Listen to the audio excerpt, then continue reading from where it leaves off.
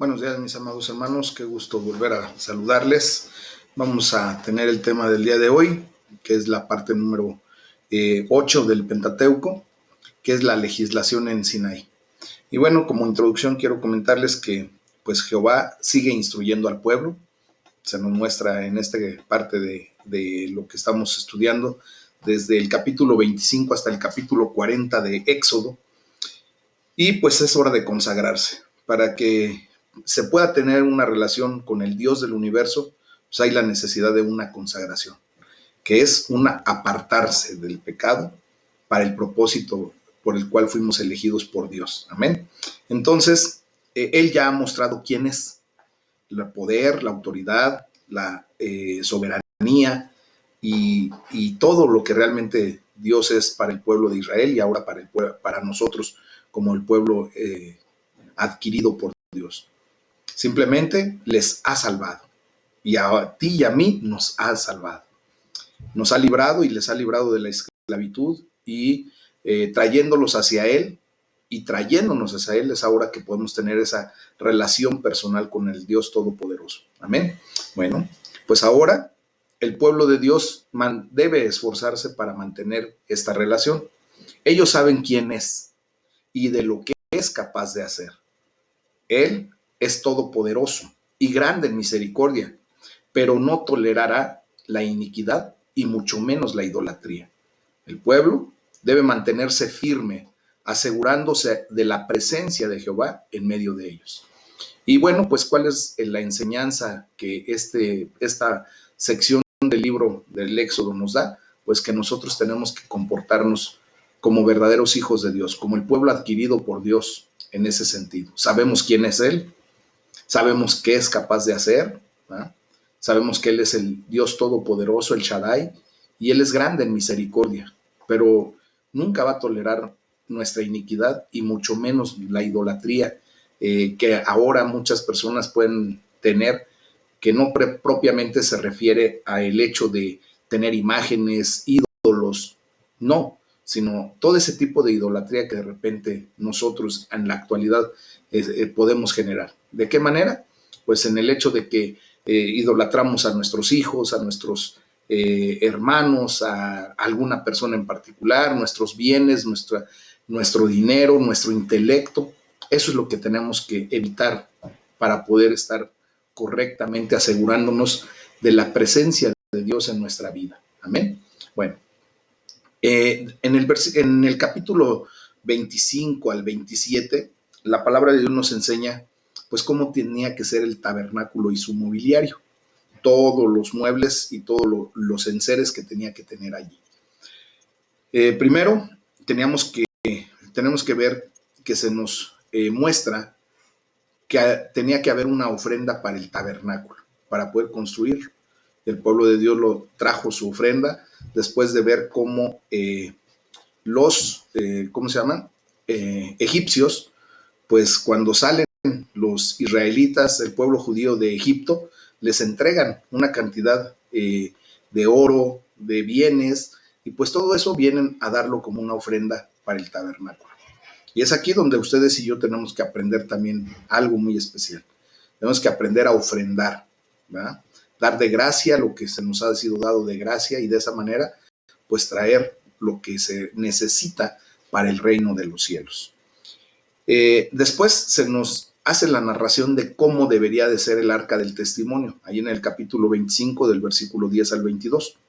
Debería de ser un cofre de 115 centímetros de largo por 70 centímetros de ancho por 70 centímetros de alto. Si nos damos cuenta, es un cofre relativamente pequeño, pero que allí debería de contener algo muy primordial. Primeramente quiero decirles que tenía que ser de madera de acacia recubierto de oro. Así tenía que hacerse. Dios le da instrucciones específicas a Moisés para todo esto. De hecho, allí tenía que meter o contener las dos tablas de los 10 mandamientos. También tenía que existir una vasija de maná y la vara de Aarón. En toda cosa hecha para adoración hacia Dios, Moisés y el pueblo judío recibió mandatos estrictos. Y de esa manera tenían que hacer las cosas. El propiciatorio de oro fino era el lugar donde el sumo sacerdote ofrecía sangre durante el día de la expiación, una vez por año, por sus propios pecados primero, y posteriormente tenía que ofrecer esa sangre, ese sacrificio por el pecado de todo el pueblo. Bueno, allí una sola vez al año podía entrar el sacerdote al lugar santísimo, en donde estaba el propiciatorio y donde solamente él podía entrar a rociar la sangre de los animales inocentes que habían sido sacrificados, pues para la expiación, para el perdón de los pecados de todo el pueblo. También existía la mesa para el pan de la proposición.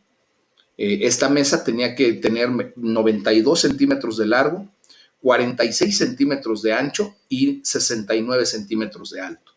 Tenía que ser de madera de acacia recubierta de oro, y en ella debían exponerse perpetuamente 12 panes que se renovaban cada sábado. Se colocaba esta mesa al lado norte del lugar santo. También tenía que contener el candelero de oro, o en el hebreo llamado menorá. Este candelero era hecho de oro puro, con una columna central y con 3 brazos a cada lado. Se cree que haya sido aproximadamente de 1,5 metros de alto y más o menos 1 metro con 5 centímetros de ancho en la parte superior, en donde estaba la columna central, y los 3 brazos a cada lado llegaba a una medida de 1 metro con 5 centímetros.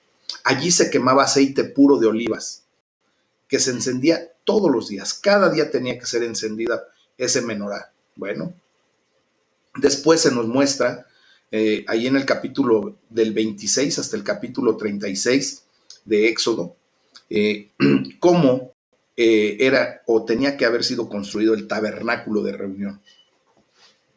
Ese tabernáculo propiamente era una casa de campaña, y allí era donde se encontraban todos estos utensilios y enseres o mobiliario del propio tabernáculo. Era de aproximadamente 13 metros con 80 centímetros de largo, 4 metros con 60 centímetros de ancho y 4 metros con 60 centímetros de alto. Estaba hecho de tablas verticales cubiertas con un cortinado y miraba hacia el este. ¿Okay? Entonces, las tablas tenían que tener estas dimensiones y, tenían que ponerse en este orden. 20 tablas hacia el norte, 20 tablas hacia el sur, 6 tablas al oeste y 2 esquineras. De esta manera tenían que ser de madera de veta muy cerrada. O sea, tenía que ser esas tablas muy compactas, muy fuertes, y debían estar todas cubiertas de oro. Cada tabla tenía a un extremo 2 espigas que se asentaban en las 2 bases de plata, en los basamentos de plata, y se unían mediante 5 barras que atravesaban una serie de anillos fijados sobre las tablas. Poseía 10 cortinas, cada uno de 12 metros con 88 centímetros de largo y 1 metro 88 centímetros de ancho. Estas fueron hechas del lino más fino que se podía encontrar en aquellos lugares, de azul, de púrpura y de escarlata. Era bordada con figuras de querubines, y mediante broches de oro y lazos de azul se unían para formar una sola cortina. Imagínense nada más qué grandeza. Esa cortina medía alrededor de 18 metros con 40 centímetros de este a oeste y 12 metros con 88 centímetros de norte a sur. Era una cortina inmensa, grande, ¿verdad? Bueno, la parte sobrante pues cubría el extremo oeste. Esta cortina se extendía sobre el rectángulo formado por las tablas doradas o cubiertas con oro, y formaba propiamente el tabernáculo, tal cual, una casa de campaña. Se calcula que la suma de aproximadamente 2,000 millones de dólares de oro y plata fueron empleados en la construcción del tabernáculo. Obviamente hice esa conversión al costo actual, ¿verdad? Esta suma, como les dije al inicio, provenía de los tesoros recibidos de los egipcios. En Éxodo 12:35 así nos lo narra. El altar de bronce es a donde se realizaba propiamente el sacrificio de los animales. Ese fue el altar mayor. Era un altar que medía 2 metros con 30 centímetros de cada costado y un metro 38 centímetros de alto. Estaba construido de tablas de acacia recubiertas de bronce y estaba vacío el interior de este altar para ser rellenado con tierra. ¿Con qué objetivo? Cuando tuvieran que moverse los israelitas, pues vaciaban el altar y obviamente pesaba mucho menos. ¿Por qué tenían que moverse, mis amados hermanos? Recuerden que por eso el tabernáculo es como una tienda de campaña. Dios les permitía que se asentaran en un lugar, hicieran el campamento para descansar, para reponer fuerzas, y cuando la nube se movía, en la presencia de Dios se movía, pues el pueblo de Israel tenía que juntar, ¿verdad? Recoger todo el campamento y seguir caminando hacia la tierra prometida. Y otra vez a donde la nube se detenía, allí se volvía a instalar el campamento, se volvía a armar, y todo ese era el trabajo que ejercían los sacerdotes. Bueno, este altar de bronce fue situado fuera del tabernáculo, al lado este, cerca de la entrada del atrio. Y el fuego sobre este tabernáculo fue encendido milagrosamente. Fue fuego que cayó del cielo y no debía apagarse nunca. ¿Qué nos enseña esta porción, mis amados hermanos? Que Dios trajo fuego, nos incendió con su amor. Él encendió la llama del amor que ahora nosotros tenemos por Dios, porque viene del cielo, ¿verdad? Y nuestra obligación, nuestra responsabilidad y sobre todo nuestro deseo como hijos de Dios es que no deba apagarse ese fuego nunca, sino todo lo contrario, debemos provocar que ese fuego se avive cada vez más. Después viene el atrio del tabernáculo. La cerca alrededor del tabernáculo medía 46 metros de largo y 23 metros de ancho, con la entrada al oriente. Estaba construido de cortinas de lino fino retorcido, de 2 metros y 30 centímetros de alto, y estaban colgadas a unas columnas de 2 metros con 30 centímetros entre sí. Esto estaba colgado con molduras y ganchos de plata, y se asentaban sobre bases de bronce. La puerta al extremo este, o sea, al oriente, hacia donde sale el sol, era de 9 metros con 20 centímetros de ancho, y esa puerta era de lino azul, púrpura y escarlata.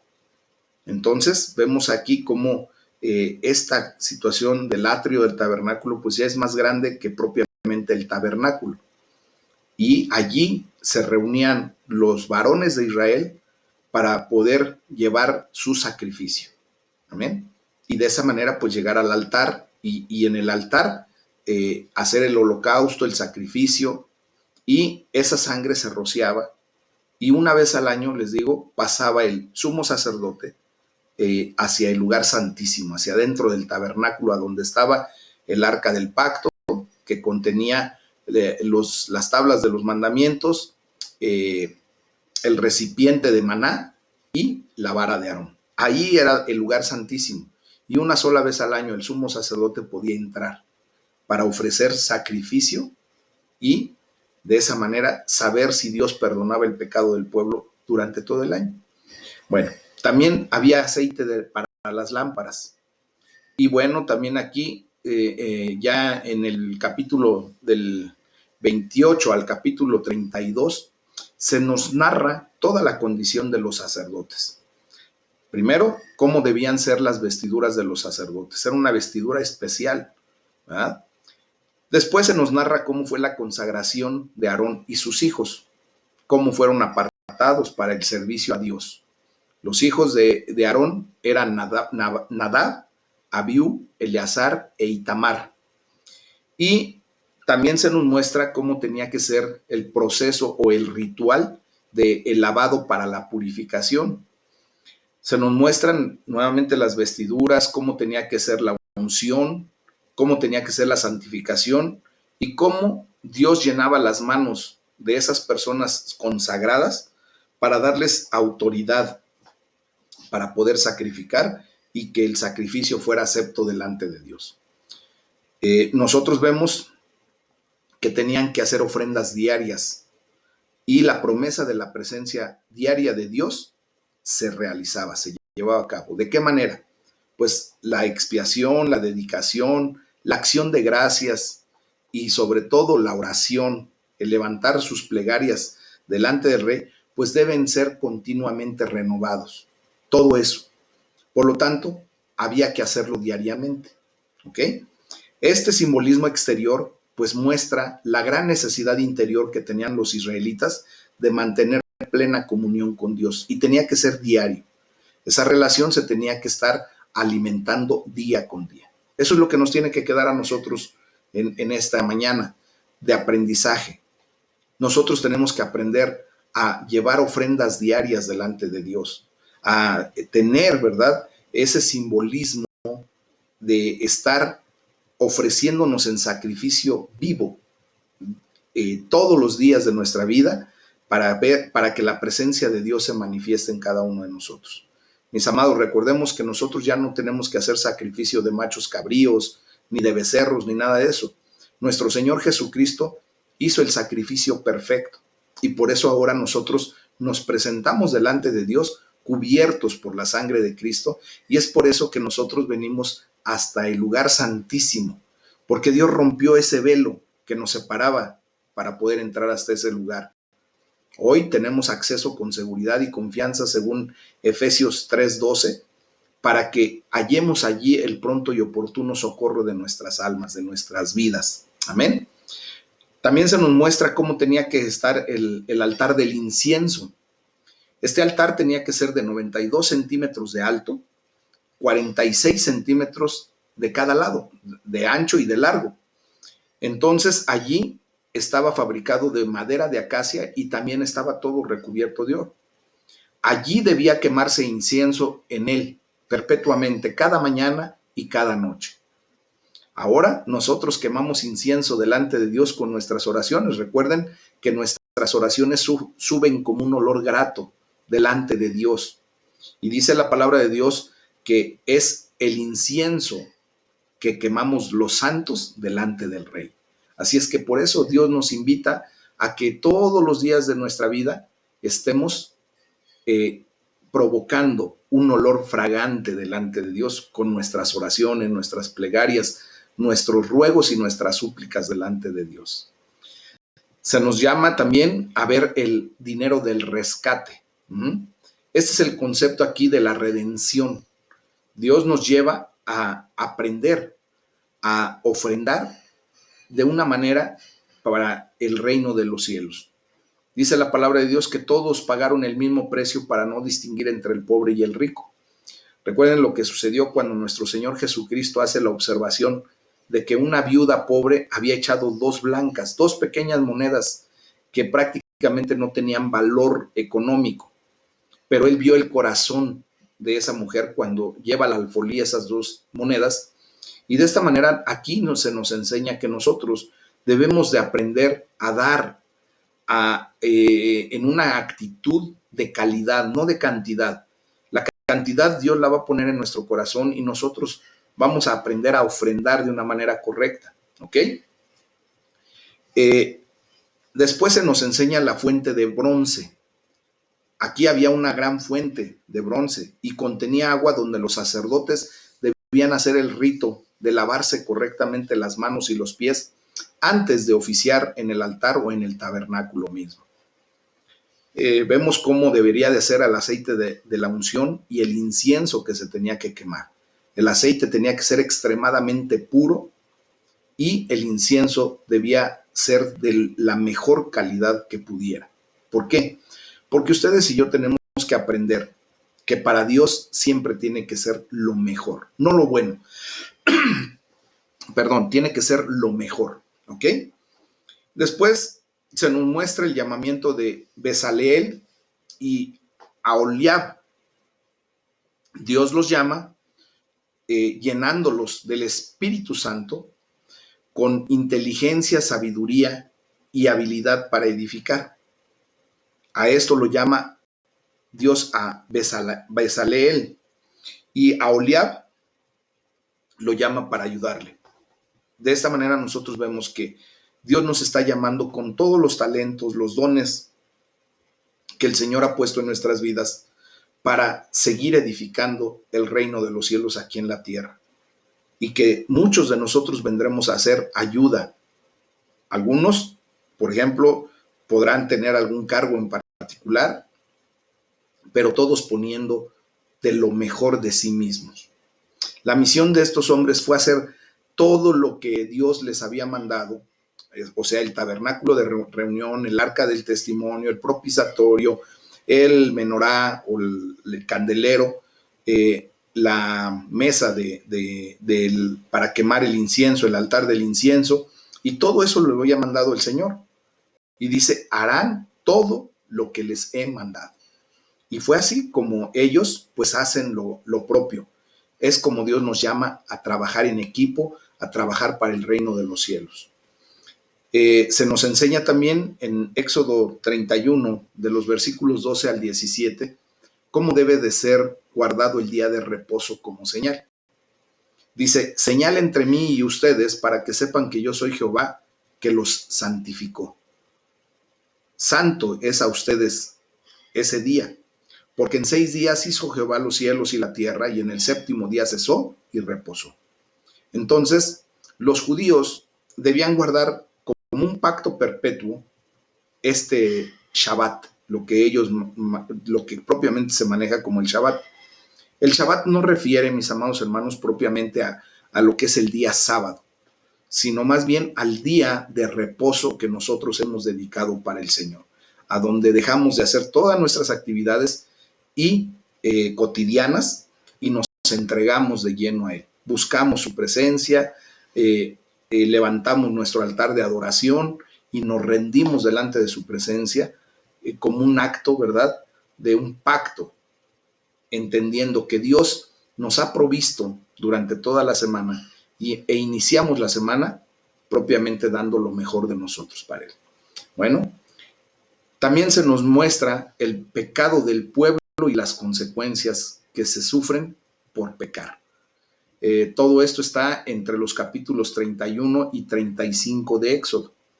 Se nos enseña acerca del becerro de oro que fabricaron, ¿verdad? Moisés descendió del monte del Sinaí con las 2 tablas de piedra escritas con el dedo de Dios.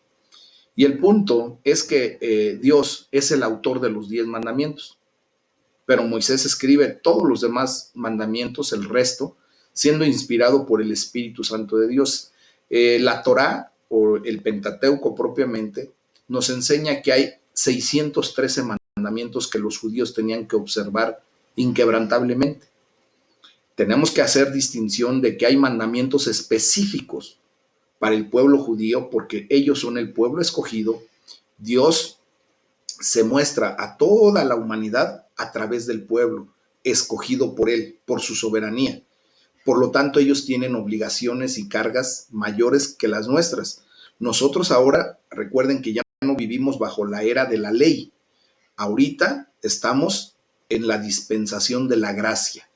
Estamos propiamente viviendo en la era de la gracia por el mérito de nuestro Señor Jesucristo, ganado ahí en la cruz del Calvario, y ahora nosotros pues venimos, sí, a refrendar la ley, no a abolirla, sino más bien a hacerla que se ejecute, pero desde el punto de vista correcto de Dios, no desde el punto de vista del hombre. Recuerden que los fariseos, los religiosos imponían cargas pesadas por la ley que ni ellos mismos podían soportar ni llevar. Jesucristo viene para enseñarnos correctamente a aplicar la ley, pero no a la usanza o a la manera del hombre, sino a la usanza y a la manera de Dios, ¿ok? Entonces, fíjense bien lo que sucede. Por la demora de Moisés en el monte de Sinaí, pues decidieron hacer dioses como para volver a Egipto, para recordar lo que vivían en Egipto los judíos. Aarón, fíjense bien que no mostró ninguna resistencia a la petición que hizo el pueblo, cuando se dieron cuenta de que tardaba mucho tiempo Moisés en bajar. Ellos pensaron que Moisés estaba tardando en bajar porque a lo mejor ya había muerto en la presencia de Dios. Entonces, los israelitas llevan a Aarón a fabricar propiamente un ídolo. Y toma 4 pasos muy equivocados, mis amados. Primer paso que toma mal, sale con el plan diciendo, apártenme todo el oro que los egipcios nos dieron, apártenme todo ese metal para poder fundirlo. Y dice el segundo paso equivocado que da, él mismo, o sea, Aarón, tomó de las manos de los judíos y le dio forma de buril e hizo de todo ese material un becerro de fundición. El tercer paso equivocado que da es que acompaña al pueblo con la declaración, o sea, se hizo a una, se unió a los judíos, al pueblo en general, con esta declaración, dice, estos son los dioses que te sacaron de la tierra de Egipto. Le está dando la gloria y la honra a unos ídolos que él mismo fabricó con sus manos y le quita toda la gloria a Dios. Es un acto atroz. Y el cuarto paso equivocado que dio es que adoró a esa imagen. Dice la palabra de Dios que edificó un altar e hizo un pregón, pregonó. Mañana será fiesta para Jehová. Y ofrecieron holocaustos y presentaron ofrendas que Dios no había mandado hacer. Y se las ofrecen propiamente a ese ídolo. ¿Qué nos enseña este pasaje, mis amados? Nos enseña que nosotros no tenemos que hacernos ídolos de ninguna especie. La idolatría es algo que Dios castiga severamente. Dice que Él visita la maldad de aquellos que le aborrecen hasta la tercera y cuarta generación. Eso lo dice en Éxodo 24. No te harás imagen y semejanza, ya lo comentamos días anteriores. ¿Ok? Entonces no tenemos que llegar al punto de idolatrar nada, a nadie, excepto al Dios Todopoderoso. Hashem es su nombre, el Eterno. Bueno, aquí en el capítulo 32, Dios pone a Moisés a prueba y habla de destruir al pueblo. Y Moisés pasó la prueba. ¿De qué manera? Comprobando ser un buen mediador. Moisés tiene la necesidad y por el amor que tiene por el pueblo de Dios también, de ponerse entre Dios y el pueblo. ¿Y de qué manera? Porque Dios había decidido exterminar al pueblo judío. ¿De qué manera? Le dice, oh Jehová, ¿por qué se encenderá tu furor contra tu pueblo? Contra ese pueblo que tú mismo sacaste. ¿Por qué han de hablar los egipcios y decir, Dios los sacó? ¿Para qué? Para matarlos en el desierto. Le dice Moisés a Dios, acuérdate de Abraham, de Isaac y de Israel, a los cuales has jurado por ti mismo, que de ellos sería una gran nación. Y esta gran nación ahora, pues la estás llevando a una condición de posible exterminio. ¿Ah? Le dice, vuélvete del ardor de tu ira y arrepiéntete, Señor. Por lo tanto, Dios cambia de parecer. Se arrepintió del mal que dijo que había de hacer a su pueblo. Y así lo vemos ahí en Éxodo 32, del 9 al 10. Dice, dijo más Jehová a Moisés, yo he visto a este pueblo, que por cierto es duro de cerviz. Ahora pues déjame que se encienda mi ira en ellos y los consuma, y de ti haré una gran nación. Mis amados, allí tenía toda la oportunidad Moisés de convertirse en la persona que a través de él Dios se manifestara a la humanidad, a través de sus generaciones. Pero él no estaba diseñado para eso y él entendió el propósito de Dios para su vida. Y por eso se levanta como mediador y pide clemencia para el pueblo de Dios. Y Dios perdona al pueblo. Entonces, allí, mis amados hermanos, vamos el día de mañana a seguir con esta enseñanza. Este es el tema del día de hoy. Y vamos a ver cómo Moisés y Josué escuchan algo muy poderoso, muy especial. Y de esa manera empieza algo que Dios hace para la salvación de su pueblo, para que no lo exterminara. Y bueno, eso será el día de mañana. Vamos a orar, vamos a darle la gloria a Dios y seguimos. Este fue el tema del día de hoy.